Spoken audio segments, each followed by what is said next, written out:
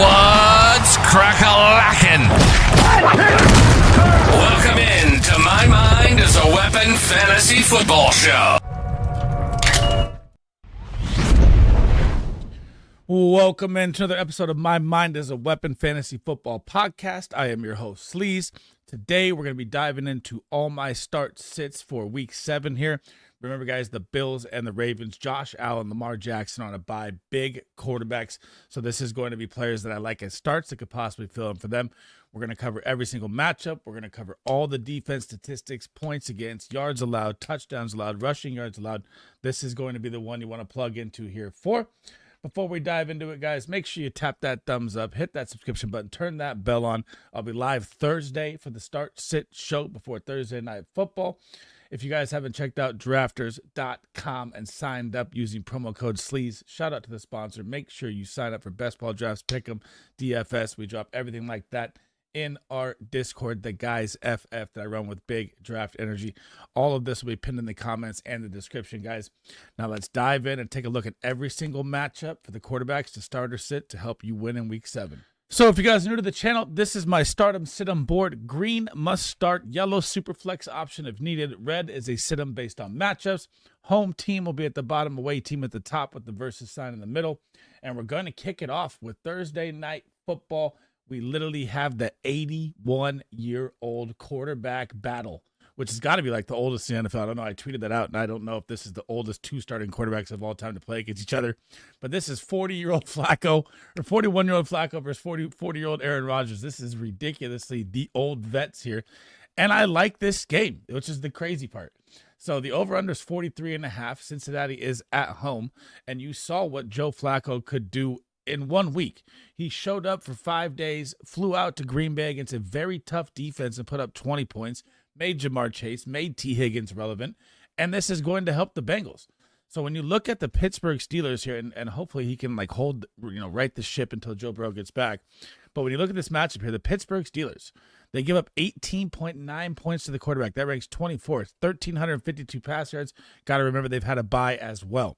5 passing touchdowns, 105 yards on the ground. I don't expect any quarterback rushing to happen with these two guys. But you got to look at the 22-point game against the Packers with Joe Flacco. If you need a dart throw play, this is a very nice one. Pittsburgh came out hot versus the run last week. Where they struggle is versus the pass. Now on to the Aaron Rodgers side. And Aaron Rodgers, man, the Pittsburgh Steelers haven't been passing the ball. They have the lowest pass attempts. But this guy is as efficient as it gets at his old age, still averaging 16.2 points per game. You get the Cincinnati Bengals. And what do we know about the Cincinnati Bengals? They're like the Dallas Cowboys. They're like the Miami Dolphins. You start everyone against them. They give up 18.1 against the quarterback, 1,606 passing yards. That's bottom 3 in the NFL in yards allowed. That is a ton. They've given up 6 passing touchdowns, so a passing touchdown a game to the quarterback. And DK Metcalf and Aaron Rodgers are absolutely on fire, and I really do expect the Pittsburgh Steelers to like make a move for like a Brandon Ayuk or, a Jerry Jeudy or something. I don't know if they're going to trade in division, but they need to get a wide receiver 2 out there with DK Metcalf, and it is wheels up. And I like both of these old guys as a crazy start in Week 7. Heading on down to London, England, we go, where these games are always so freaking ugly, man. We got the Rams versus the Jaguars. And the over-under is 44.5. And if you've watched any of these London games, they're all terrible. Last week was like a baseball score with the Jets, 13-11 with the Broncos. It was almost unwatchable. And I got to be up at 6:30 for these games on the West Coast. But when we're looking at the Rams side here, so the Rams just lost Puka Nacua. It looks like he's going to be out until the bye, which is going to be tough for them. Going to be Devontae Adams out there. He'll feast 100%. When you look at the Jaguars, they rank 21st, giving up 17.9, 1,597 pass yards, so bottom 5 there. They've given up 10 touchdowns, which is about a 1.3 touchdown rate per game they allow passing. But I don't really like it with Puka Nacua in this being gone in this game. And I know that you could have Jordan Whittington pop, or we don't know if Tutu Atwell is going to be out there either. I think it's going to be more of a Kai Wren, sluggish game here. I even like the under. So Matt Stafford, super flex play if you need. I don't love it as a start and redraft this week, especially because this game is in London and you just don't target these London games this year. On the Trevor Lawrence side, the Rams defense has been lights out versus the quarterback. They are very, very good. They are only giving up 14 points a game. They are number 6. They've only allowed 1,333 passing yards and 4 passing TDs. So that is about if you do the math on that, that's about a 60% chance for a touchdown. Just one passing. That's how good the Rams D has been. Yes, BTJ had a little breakout game last week. It was the only week I liked BTJ all year long because Seattle had so many people out in the secondary. It made sense. Rams secondary, a lot better, totally different coach team here. Trevor Lawrence. I think this is going to be a really, really ugly London game, just like the Broncos-Jets game, and I'm not starting Trevor Lawrence. If you need to super flex him, you can. I just don't like this game for either one of these quarterbacks, really. Heading on down to Soldier Field, we go with a 1-5 Saints that are falling apart, are playing against the 3-2 Bears at home. What a win last night. I cannot believe that Jake Moody, my old 49er kicker that's supposed to be great out of Michigan, all of a sudden looks great now, which is, I'm happy for him, but man, that really hurts. On the Saints side, so Spencer Rattler has been playing better ball. I cannot lie there. Like, I was not gonna, even think about talking about him for a second, but he's starting to elevate his game here. He's getting a little connection with Chris Olave. Rashid Shaheed kind of got Christian Gonzalez last week, which I kind of called. And you're going to get a matchup versus the Bears that Jaden Daniels just shredded without Terry McLaurin. The Bears defense hasn't been that great this year. The Bears versus the quarterback give up 19.8. They rank 28th. So literally mid-video right now, if you need to superflex Spencer Rattler, I am okay with Spencer Rattler this week. And I wanted to move that and talk about it in-game. They're getting connection. It looks like Alvin Kamara is going to stay. We don't know that yet, but the trade is supposed to be, high trade rumors with Alvin Kamara. Jawan Johnson's kind of been a shell of himself. Taysom Hill kind of took a touchdown away from Rattler last week as well, too, from the 1-yard line. So if you need him as a super flex play, I'm okay with it. I don't love it. It's more of a lower end. On to the Bears side, this is a must-start freaking quarterback, Caleb Williams, for the rest of the season. And the schedule they have coming ahead, which is why I told you to target all the Bears, go pick every single one of them up, is going to be pure gold. And you just saw last night's matchup with Jaden Daniels. You just saw him drop 20 points. You saw another touchdown called back for Roma Dunze. And then you saw Olamide Zaccheaus drop a 90-yard wide-open touchdown from the 10-yard line. This offense is going to be electric. They're about to get the Saints, Baltimore, Cincy, Giants 4 in a row. Those are all smash pass games. Caleb Williams, if you have him, lock him into your number one spot. You don't need to touch it for 4 weeks here. The battle of the 1-5s, the Miami Dolphins are headed into the dog pound to take on the Cleveland Browns. And I'm actually not mad at a Dylan Gabriel superflex play this week. When I look at the Miami Dolphins, they give up 22.7 points to the quarterback a game. That ranks 31st. That is second worst in the NFL. 1,403 passing yards. That is bottom 5 as well, and 11 passing TDs. Almost 1.82 touchdowns a game they allow. Now, I do know that Njoku is going to be out. Dylan Gabriel is going to have to open up and find these wide receivers, man. He has not targeted Jerry Jeudy, Isaiah Bond. I know Tillman's on IR. Thrash. It's been just tight ends only, like Njoku and Fannin. So he does bring a little rushing upside. He had 1,000 yards in his career at Oregon. He can run a little. I do expect Quinshon Judkins to absolutely go nuclear in this game. But Dylan Gabriel's not a bad super flex play this week if you need, because the Miami Dolphins defense is just absolutely terrible. On to the Tua side, I am not starting him at all. I don't know what is going on with Miami. You got him on his press conference at the end talking about our team doesn't show up to the meetings. No one's putting in. Dude, you just threw like 3 picks in the game, and it's on you too as well. You're the leader of this team. You should not be airing out your dirty laundry for everyone to hear about. But you're going up against the Cleveland Browns, and you're at Cleveland. This is going to be tough. Cleveland is number 8 versus the quarterback, giving up 15 points, 1,160 passing yards. That is top 10 right there. And guys, they've only given up 2 passing TDs through freaking 6 games. This defense is lights out. I am not starting Tua by any means this week. The 4-2 red-hot New England Patriots led by Drake May, who is out of his freaking mind this year. Right now, quarterback 6, averaging 20 points per game. There is no way you're sitting this guy. I don't even care about the matchups. And I throw a little interesting tidbit in here as well, too. I do think the Patriots are going to go get a wide receiver here as well to give Drake May another weapon. But this game's at 42.5. Titans 1-5. Titans are falling apart. Fired the head coach. No Calvin Ridley. There's no way I'm starting Cam Ward, period. But let's look at the Titans versus the quarterback. So even in Drake May's matchup right here, right? They are number 4 versus the quarterback. 13.7 points. Don't care. Drake May's going to absolutely shred him. 1,329 pass yards allowed, 7 passing TDs. So one passing TD a game they give up, but I swear the beginning of the season, their schedule was a lot weirder. The games were a lot more grungier.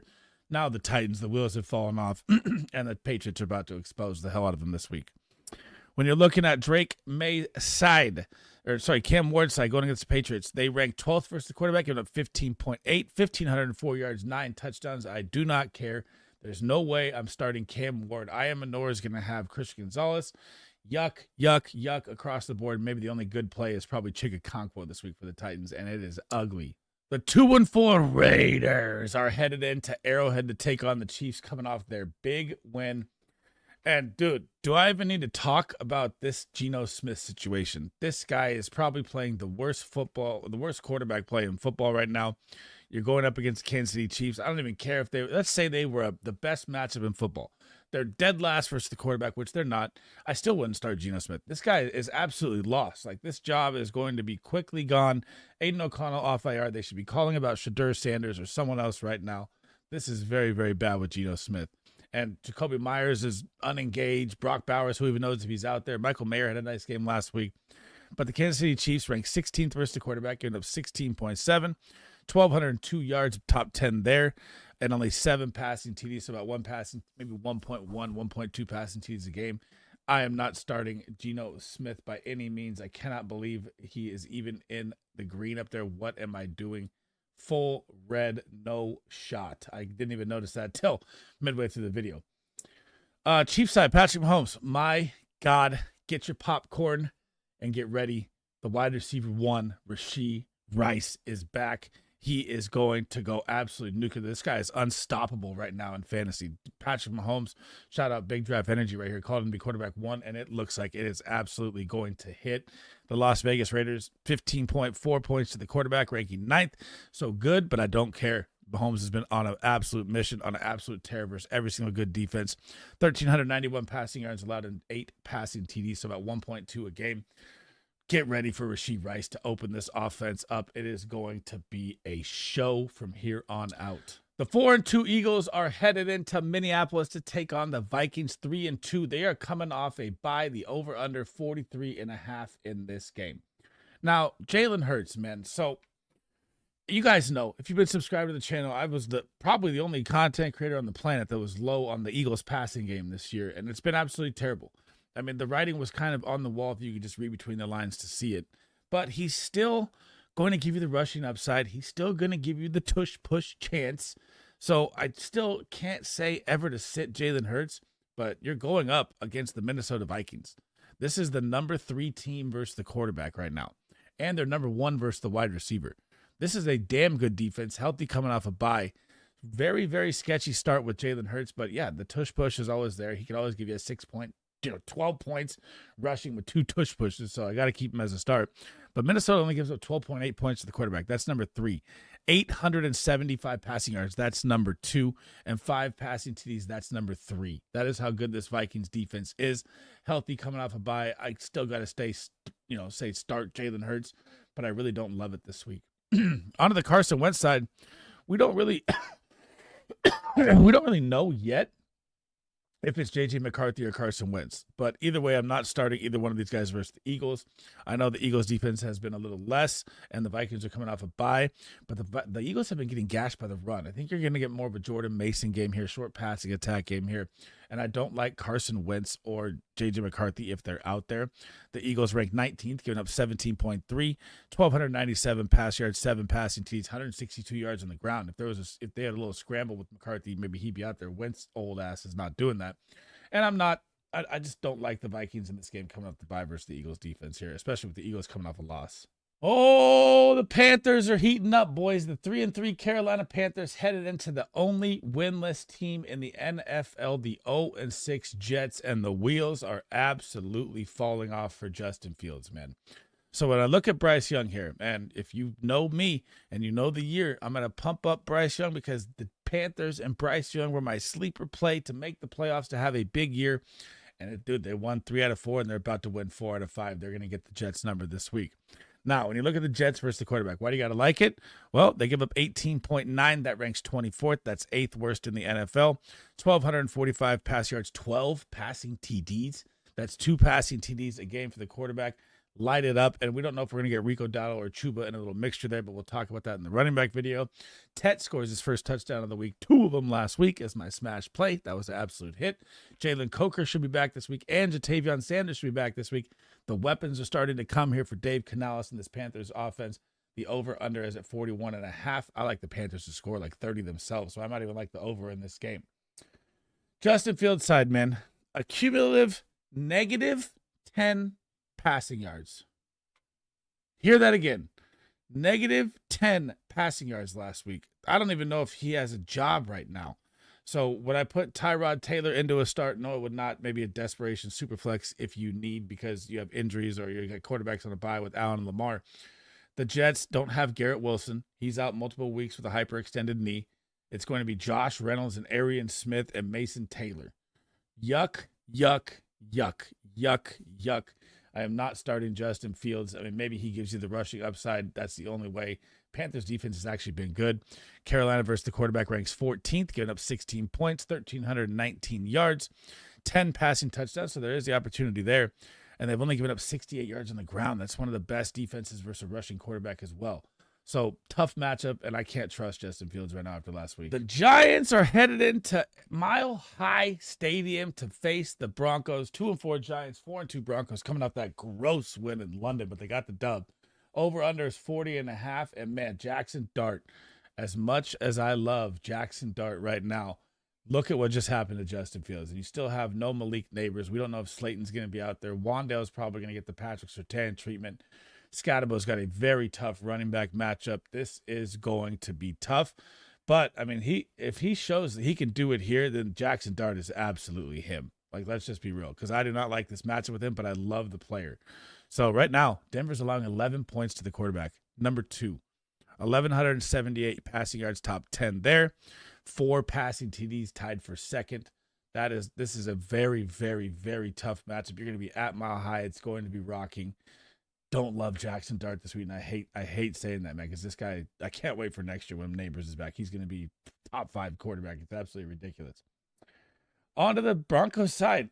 Bo Nix has not been the guy. I mean, you had a great matchup versus the Jets, and you kind of choked it away. He had opportunity after opportunity. He's only hit 20 points twice out of his 6 games, and he's did it against the Bengals as one of them. So, I mean, he choked versus the Titans kind of as well. I don't know if I, love Bo Nix here. J.K. Dobbins had a tough game. The matchup looks great. I mean, you get the New York Giants. They give up 17.5. They rank 20th, 1,529 pass yards. That's bottom 10, 7 passing TDs, 145 yards on the ground as well, and a touchdown on the ground. So I'm going to put him as a super flex, but I just feel like this offense isn't fully clicking right now. It just hasn't been, and he had a slow start last year as well, so maybe that's what we're hoping for, and they get some early wins and they find their stride in the second half here.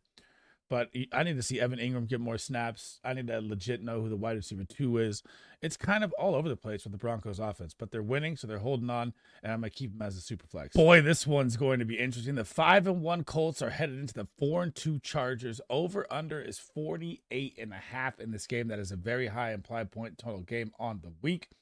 And when I'm looking at Danny Dimes, now I didn't like Danny Dimes last week. Obviously, he rushed a touchdown, and I thought it'd be the JT show. JT didn't really get it going until last week or to the end of the game either in that last week matchup there. So when you're looking at the Chargers, right? So this is a very, very interesting. And the Chargers are number 7 versus the quarterback, only giving up 14 points, right? So a good defense, 1146 passing yards. That's top 10, 5 passing TDs as well. That's top 10 as well. They've given up 207 yards on the ground to the quarterback though, 2 touchdowns. So Danny Dimes does have the rushing upside here. But you've also got to look at the Chargers have just given up 2 games of just getting absolutely gashed by running backs. So, again, do I think Danny Dimes is a sit? No, I'm going to put him as a super flex. But I think Jonathan Taylor is going to go absolutely nuclear because his Charger defense, since Khalil Mack has been out, just cannot stop the run at all. Now, when I look at the Colts defense versus the quarterback heading over to the Justin Herbert side here, they've been a good defense this year, man, all the way around. Versus the quarterback, they rank 11th, giving up 15.5, 1,494 passing yards, 10 TDs, so almost like 1.8 passing TDs a game. And I don't think you're going to have the Kamani Vidal game, right? And everyone's going to think to start Kamani Vidal, but we'll get to that in the running back video. Colts have been very good versus the run. Their weakness, if there is one, is more versus the pass. And what do the Chargers need? They need their offensive line back healthy. They got to destroy the Dolphins because everyone destroys the Dolphins' run game. So, I mean, people are excited about Vidal, but we'll see in a real matchup how it goes. Now, Herbert's going to have to feed Quentin Johnston or Trey Harris if he's out there, and Keenan Allen and Lab McConkey, and Aronde Gadsden's making a little name for himself. This has got to be a Herbert passing game here. I have Herbert as a start and Daniel Jones as a super flex play, or dart throw QB if you need. The absolute fantasy football fireworks game of the week. 54.5 over under. The 3-3 Commanders, coming off that loss to the Chicago Bears last night, are headed in to face Dak Prescott, and the 2-3-1 Dallas Cowboys, coming off a loss to the Panthers. Woo! Are you ready for this? JD5 is probably going to have Terry McLaurin back. Debo Samuel played last night, didn't play that great. Zach Ertz had a good game. Luke McCaffrey coming on as their wide receiver 3. Jalen Lane, splashed a little bit here and there. And you got, Ja'Cory Crosky-Merritt taking the RB1 job. This is all systems go Commander's side. When you play the Dallas Cowboys, they are bottom of the barrel every single position. Versus the quarterback, they're dead last. They give up 26 points a game to the quarterback. That is ridiculous.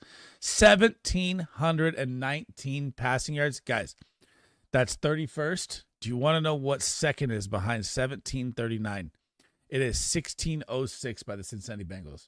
That's 130 more yards they've allowed. That's absolutely terrible. 15 passing TDs. 15 passing TDs they've given up. What are we talking about? You start everyone versus the Cowboys. They've also given up 153 yards on the ground and 2 touchdowns to a quarterback. So that's 17 touchdowns they give to the quarterback on the year. That is over 3 a game. JD5 is going to absolutely light this team up. Now, when you look at Caleb Williams and what he just did to the Commanders last week, right? The Commanders defense, they're just as bad. They ranked 27th, giving up 19 points a game, 1,524 passing yards. That's bottom 5. 9 passing TDs, 132 yards on the ground, and another rushing touchdown. So 10 total TDs they've given up, about 2 a game to a quarterback. Dak Prescott has been out of his mind with George Pickens, and we're probably about to get 88 CD Lamb back. It's going to be, I don't know why they didn't just make this game like the Sunday Night Football game or the Monday Night Flexes game. This is going to be the game to watch for fantasy points all week. It's just going to be fireworks. Boom, boom, boom, boom, all over the place. I can't wait for this game. Must start both of them. The 3-1-1 Green Bay Packers are headed in to face the 2-4 Arizona Cardinals. They are sliding off the map. It is bad in Arizona. And it looks like we got the update that if Kyler Murray's healthy, he's going to be the starting quarterback. Even though Jacoby Brissett just threw for 300 yards and made Trey McBride look better and made Marvin Harrison look better, and we still got to deal with Kyler Murray at quarterback. But we'll talk about Jordan Love here first. So, Arizona Cardinals versus the quarterback. Right now on the season, they are giving up. Hang on. I got so excited about the Kyler Murray stint there. They ranked 10th on the season, giving up 15.4, 1,545 pass yards, though. They give up a ton of yards. They just lock it down in the red zone. So 7 TDs allowed, 68 rush yards, and a rushing TD allowed there as well. And you saw Jordan Love use his legs a little more last week, which is interesting. Now, Matthew Golden had his little breakout, or mini breakout, I guess you want to say. A little more usage for him. Romeo Doubs, Tucker Kraft found the end zone. And now we got Christian Watson possibly coming back. And then you're possibly a couple weeks away going to have Jaden Reed coming back. Jordan Love is about to have weapons galore. He's probably going to be a start every single week, especially with them worrying about Josh Jacobs in the run game. Now, looking over at Kyler Murray here. The Packers just gave up 22 points to Joe Flacco, but I do get that that's Jamar Chase, and that is T. Higgins compared to Marvin Harrison Jr. and Michael Wilson. And we don't know if Marvin Harrison Jr. is going to be out there at all. So when I look at Kyler Murray right now, and I'm going to base this off Marvin Harrison is not playing in this game. So if Marvin Harrison is not out there, which I firmly believe off the concussion with their bye coming next week, they're not going to use him. I'm going to be sitting Kyler Murray, even though that Joe Flacco lit him up. Packers ranked 17th, giving up 16.8, only 1,105 passing yards allowed. That's top 10, 8 passing TDs, and guys, 18 rushing yards on the season to the quarterback they've given up with this Micah Parsons-led defense, which is where Kyler would thrive without Marvin. So this is a very, very bad matchup across the board for Kyler Murray. I do not love it at all. My goodness, man. The 3-2 Falcons that just beat the Bills are headed in to face my 4-2 falling apart San Francisco 49ers.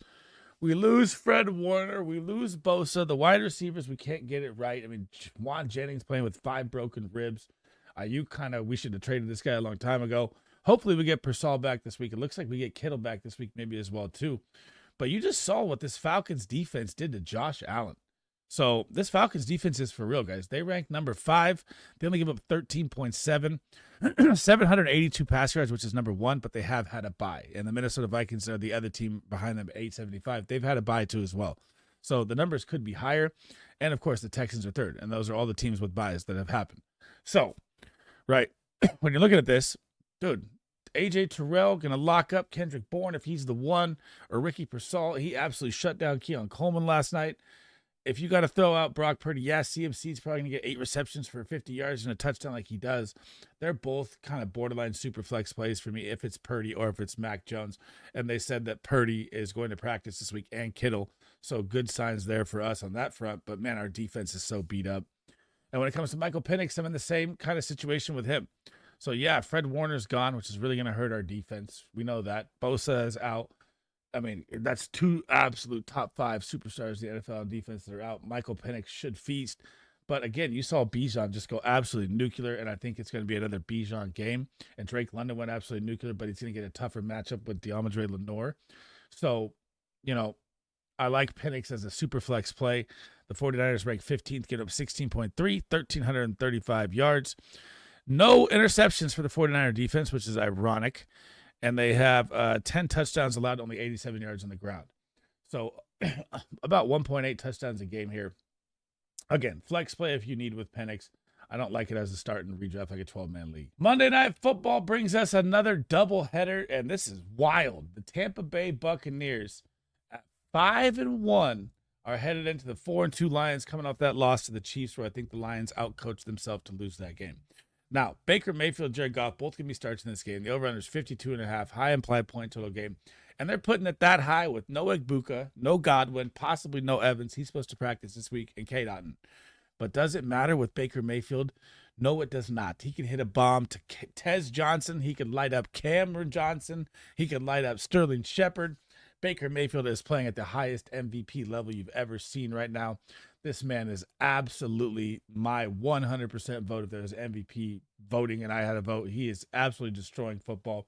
And you just have to look at the numbers, man. He's literally putting up right now 21.1 points per game, and he hasn't even had his wide receiver core full healthy for 1 game. Just imagine when you get a Igbuka, Godwin, Evans, even Jalen McMillan by week 10 or whatever his neck injury comes back. Hopefully he comes back this season. My God. And Bucky hasn't even been out there. We got no Bucky again. Still, I'm starting Baker Mayfield. I don't care. And the Detroit Lions defense versus the quarterback right now, and their secondary is banged up. You heard 5 of 6 corners are down. That Kirby Joseph takes the injury in the game. Their 2 safeties are banged up. They give up 18.9 points, 1,402 passing yards, 13 passing TDs, tied for 3rd worst, 135 yards on the ground, and a touchdown on the ground as well. That's 14 touchdowns they've allowed to the quarterback through freaking 6 weeks. That's over 2.3 a game. Baker Mayfield, you are not sitting regardless. I don't care. Jared Goff onto the Tampa Bay Buccaneers side. The Tampa Bay Bucks versus the defense versus the quarterback right now, ranked 23rd. Another plus matchup for them. 18.6 points per game, 1,520 pass yards because their secondary is banged up as well. That's bottom 10 in yardage, 10 touchdowns, and 171 yards on the ground. But Goff ain't running that much in a touchdown. Gotta like Goff here. Gotta like Amon-Ra. Gotta like Laporta. Gotta like even Jameson Williams possibly in this game because, again, both these defenses are banged up bad. So they both got to be starts just because of that situation. Last but not least, the second part of the Monday Night Football doubleheader is going to be the 2-3 Texans coming off a bye, and they are heading into the Seattle Seahawks. I did it backwards. The Seahawks should be at the bottom at home, but it's fine. This is a sea of red game for me here. And it's going to be, you're going to be like, why is it a sea of red game? It's at a 40.5 over-under. That's a low implied point total. They think it's going to be low. So do I. Why? Because both these defenses are really, really good versus the quarterback and really, really good versus the wide receiver in the pass. And they both struggle more versus the run. So when you look at the matchup right now, right, I look at the Houston Texans. And you got to remember, they're coming off a bye as well. So they're healthy, ready to rock and roll. You get Seattle. They rank 18th, giving up 16.9 points. 1,547 pass yards. They've been gashed for a lot of yards, but they don't give up the red zone work. They've only given up 7 touchdowns in the red zone and 95 rushing yards to no touchdowns. So, and they were banged up last week. So if they get Witherspoon and I forget the safety's name I'm blanking on, they get everyone back. They were doubtful last week. So they had 3 guys that were doubtful. So they were close to playing. They get their, young Legion of Boom back. It's going to be very, very tough for CJ Stroud. But if they're all out again, I'm moving CJ Stroud up to a start because you saw what, BTJ and the Jags did to him last week with everyone hurt. On to the Sam Darnold side. When you're looking at the Houston Texans, guess who is number 1 versus the quarterback on the season? That is the Houston Texans, only allowing 9.4 points. What? That's how good this defense has been. 969 passing yards again. That's third best, but they've had a bye. 3 passing TDs and no rushing TDs on the ground. Only 62 yards on the ground too as well. Now I know Jackson Smith-Njigba is chasing wide receiver 1. He looks like a pure alpha. Cooper Kupp found the end zone last week. AJ Barner emerging a little bit. They're not going to pass on the Texans though. This is a very, very good secondary. They're going to have to use K9. They're going to have to use Charbonnet. And it hasn't looked good in the run game either. So I'm sitting Sam Darnold and I'm sitting CJ Stroud. And I think this is going to be an ugly, ugly Monday Night Football game. This is why they should flex in the Cowboys Commanders right here for this game.